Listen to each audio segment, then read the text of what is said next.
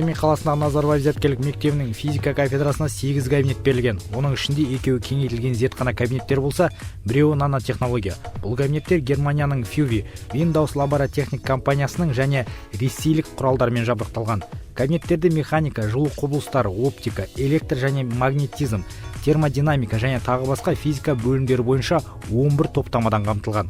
Оқушыны мақсатына жеткізу барысында әрбір ұстаз зертханалық жұмыстарда ғана құралдарды пайдаланып қоймай, сонымен қатар кіріктірілген оқу бағдарламасына сәйкес өзінің кез келген сабағын тәжірибе көрсету және жасату арқылы өткізеді. Мектебіміздің оқушылары физика пәні бойынша бірқатар ғылыми зерттеулерге белсене араласып келеді. Бұл ретте оқушылардың және әдістемелік бірлестігінің жеткен жетістіктері де аз емес.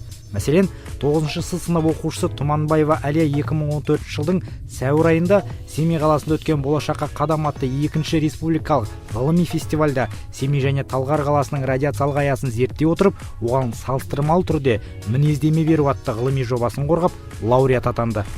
Жалпы биылғы оқу жылында мектебімізде физика пәнінен зерттеу мектебі жұмысын жемісті жалғастыруда. Алда талай жобалар жоспарланған, ал оның жүзеге асуы алдағы уақыттың еншісінде.